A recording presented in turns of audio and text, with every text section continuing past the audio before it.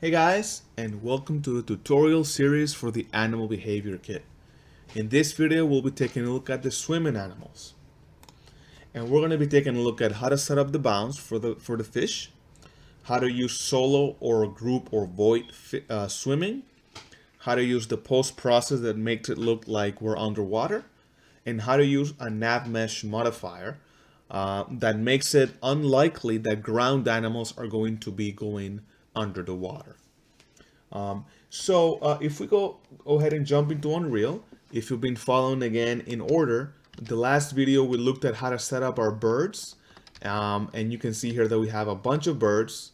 A lot of them are going to be flying solo, but then we have a few that are going to be in a group.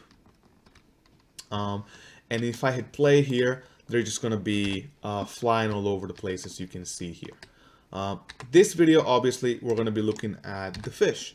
But the reason I bring up the birds is because they're both essentially the same, right? They're using almost the exact same code, and it's the exact same principle. So I'm not going to spend a lot of time going through every single option for the fish, because we've already gone through those details for the birds. So I would highly recommend, if you haven't seen it, go back and check out the video for the birds. And I actually take my time and go through all of the settings, including for the void manager, different settings there, and for solo flight.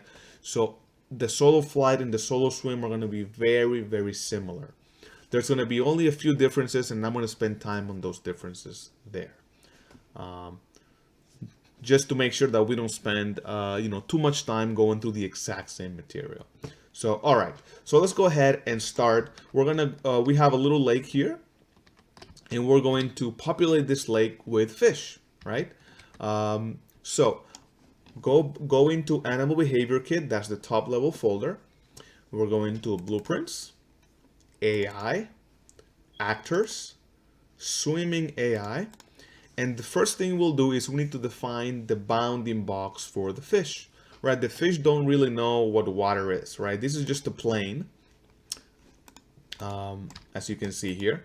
There's nothing at the bottom, so you need to actually have a volume that defines the swimming area for the fish, and that's defined by this bounding BPAI swimming bounding box. So if we drop it here, you'll see that this is just, again, a volume. So we need to kind of size it to the river here. And we can do that actually in several ways. If we go into the top mode here, and we go out of wireframe and we go to lit, you'll see that we have a little top view. And I know that the birds are really annoying in this case, but we can kind of, you see I'm selecting the swimming bounds here, and I can actually go ahead and change the bound scale. Let's see, 100, that's too big. 50, let's make it 60. Yeah, 60, and the Y is going to be maybe 100. And I can just kind of drag it here. There you go. So the whole point is we want to make sure that we cover the entire area for the river. And now if we go here and switch from top, we're going to go back to perspective. And now we want to make sure that we cover the entire river. So we can go down here and we can make the Z, I don't know, let's make it 20 for now. And you can see that it's obviously way too high, and it's going, okay, so we're gonna go down, down, down. And I think, no, we're still too high. So we can go a little bit lower here. I think about there, and that covers all the way to the bottom. All right, so you can spend some time, obviously in your real game you really want to spend your time making sure that the volume sets in the right place, but for now I think this is good. So let's go ahead and right click, move to create new folder, and we're gonna call this fish. And I can't remember if it was the number 9 or not. Nope, it was supposed to be the number 7. That's gonna really annoy me, so I'm gonna change it to 7, and then it's gonna be fish. And we have the bounding box here. The second thing we'll do now that we have the bounding boxes, we're going to get our fish. So go back to the top level folder, Animal Behavior Kit, Blueprints, Characters, Animals, Swimming Animals, and in this case we have BP Swimming Animal and we have a koi. It doesn't really matter, they're kind of the same. So we're going to grab this guy here, Swimming Animal, so you can see that they're exactly the same. We're going to drag this guy right here at the bottom of the sea, or not the sea, the lake. And right here, I'm sure if you look at these options, you'll see that we have literally the exact same options as we would have before for the flying birds. So again, we're going to have the swim mode be solo and select the swimming bounds are going to be this guy here. And for solo swim, same thing, you're going to have velocity, threshold, etc. We're not going to worry about home base again because again, we are going to look at that later. And then, okay, that's pretty much it. So if we click play, you'll see that now our fish is swimming around inside the volume. And notice that it also has obstacle avoidance by default. And it picks a random size. All right. And if you think it looks a little choppy, it's because the tick frequency is a little high. If you want it to be smoother, you can make this like 0.01. And when I click play, you'll see that the movement is now a lot smoother. All right. So same deal. If I select the fish or the swimming animal, let's go ahead and move him to the folder, move to fish. And now I duplicate this guy a lot, right? And I click play. You see that the fish are swimming around. They have a random size and they're just swimming around. Exactly the same as the solo fly code. This is basically the exact same principle. They're just picking a random location within the volume and then they're swimming to that location, and when they get to that location, they'll pick a new one. Or if they hit an obstacle, you can see that they turn around and pick a new location. Same thing as before. If we want to group the fish, we can do that, right? What we can do is we can go back and grab a BOID manager. So go back to Animal Behavior Kit, Blueprints, AI, Actors, Swimming AI, and grab the Swim BOID Manager. We're going to put this guy on this side of the lake. And we need to pick up at the Setup General the bounds reference. And now the target is still visible. So if we do nothing at all, we click play, you see that we have the little target going around inside the volume. Notice that the target also has obstacle avoidance, right? So it's never going to give the fish a target that's going to be inside a wall or anything, right? And it's going all over the place, and it also has obstacle avoidance. The exact same principle as the birds you're going to have here on the fish. So now that we have this guy here, let's grab one fish. And let's go ahead and duplicate the fish. And we're going to put this guy here. And for him, we're going to choose, instead of solo swim mode here, choose flock or heavy, right?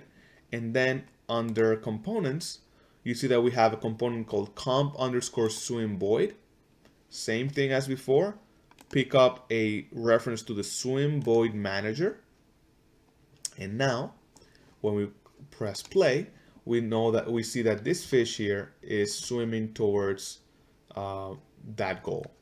So we want to duplicate this guy because right now it just looks like one fish. You can't really see that it's a group.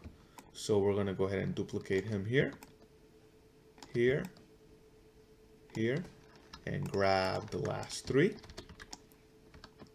and duplicate him here.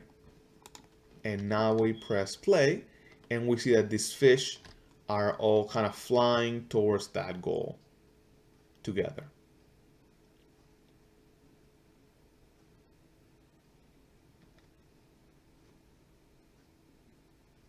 There you go. So the best case scenario here, again, is to combine and have some fish that are flying solo, or sorry, swimming solo, and some fish that are swimming in groups towards their target, like in this case here. And that would create, in my opinion, kind of the more natural look that you see here. So if I hide it and I maximize, then you can see that the fish are kind of, these guys are kind of look like they're like a little school of fish going together, and then you have the other ones that are just swimming around normally. All right, so that is pretty much all of the similarities, but there are some differences. So the first difference is that you have, for example, when you're here at the level, the birds are almost always visible, right? So if I hit play and I just look up at any time, you're gonna see that the birds are flying all over the place, right? Unless you're indoors for a significant amount of time, the birds are almost always visible to the player. So you want them to be always active. But here, if you look here at the bottom of the lake, you see that some fish, whoops, you can see this is happening here because we have an issue with the bounce being a little too high here. So we need to fix that. But you can see that by and large, it's very hard to see the fish unless you go underwater, right? So that means that there is an opportunity to optimize the behavior of the fish, right? So how do we do that? Well, what if we could have the fish be inactive as long as the player wasn't underwater, right? So we have proximity, which is working already, but what if we could just disable them if you just can't see them, right? So if your water shader, like in this case, is very opaque and you can't really see the fish, maybe you actually want to disable them when they are when they're simply not not visible, right? And we do have an option for that, right? So right now, and it's actually on by default. Right now, you see that there's an option under setup called add to bounding box, and that is on by default. So on begin play, every single fish or swimming animal is going to register itself to the bounding box of the lake, and that bounding box is going to keep an array of swimming animals and group managers. And you have an option here under setup performance to disable groups while outside. So now if I select this and I press play, I'm going to eject and go underwater. And notice now that the fish are stationary. Whoops. The group here is not. We need to fix that here.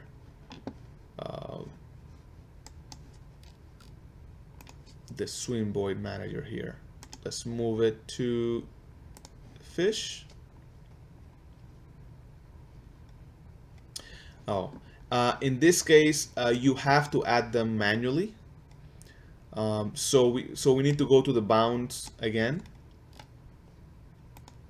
And here under group managers, you can press on add element and we'll just select the group manager. I think that's all you need to do. Let's press play now. We'll eject. And now we go underwater and we see that all of the fish, this group here, which is on as a group with the BOID manager, is completely static. And these guys, which are solo swimming, are also static. Right, so effectively you are now completely disabled all of the fish in this level, which makes a big difference performance wise. You can see that the frame rate is pretty high, and now as soon as I jump into the water, notice that they now are active.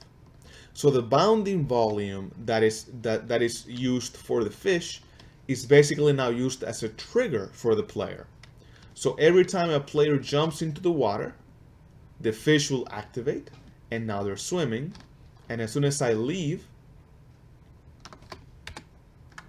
and I eject, and I go back in, they are deactivated. So that's the one difference between the fish and the birds, is that the fish, because of the ability to have opaque water, you actually have a performance issue here that you can enhance. And remember, all you need to do is make sure that you add all of the group managers here to the array. You have to do that manually, so maybe you'll have a couple of group managers per lake, per bounding box. You add them here, and you select disable groups while outside. And that's under setup performance, and that will automatically disable the fish as you're outside. If the water is very transparent, obviously, you probably don't want to do that, because when the player is going around, you don't want them to see the fish being disabled. All right. So that's pretty much it. If we go back to our PowerPoint, we see that we set up our bounds. We know how to use the solo swimming. We know how to use the BOID Swimming. And now let's take a look at the post process. This is actually very, very simple. It's a completely separate actor, and you can see it here. BP underwater PPV, post process volume. And this is to simulate that you're underwater. So this is more of a little bonus that I wanted to include, but why not? So grab this guy right here to your level, and notice that if you put it here, you have some caustics automatically on the floor here being projected. So we don't really want this here, right? We want to make sure that we align it properly with the bounding box, and it can be a real pain to try to drag this guy, right? You can do it, obviously, but you're going to have to resize and try to position it correctly here. So what I've done is I've added a few utilities here to help us with that, make it really convenient. So under setup, the only option you have is to select the bounds reference. So click on the drop down, click on AI Swimming Bounding Box. And remember, if you have several bodies of water, you may have several bounding boxes. So select the right one. And then here under default, click on Set Volume Location. It will automatically be set to the actual location of the bounding box. Then you can click on Set Volume Size, and will automatically be set to the right size. And now, if I go underwater, you can see that we are automatically seeing the post process as if we were underwater.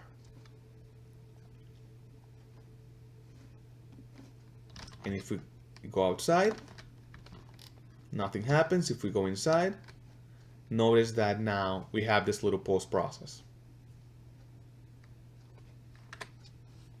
You can enable or disable the post process by clicking this little utility here. And the reason for that is because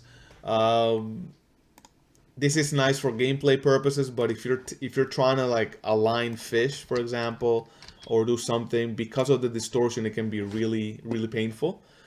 So you may want to say, you know what, for now, disable the post process, do what you need to do, and then you can go ahead and enable it. You'll notice also that we have this little volume here that is kind of floating around. And if you go under components, that is a decal that you see here. And we need to align that decal to the floor. And unfortunately, there is no easy way to do that automatically. And you see that as soon as I move this to the floor, it creates like little caustics that you see there. So we have to manually scale this guy here. So right here, with the decal selected, we're going to go to scale, and we're going to scale this up. Let's say like 10. Yep, 10 seems about right. And let's make this, I don't know, 20. Nope, a little more, maybe 30.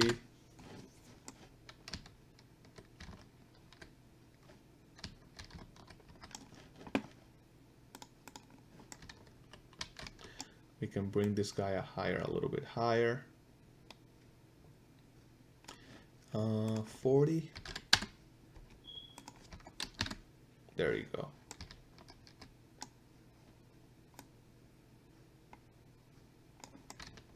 All right. You can try to align it better, right? You could try to grab this guy and align it way better at the start, with the start of the lake. For example, here, make this like a 4.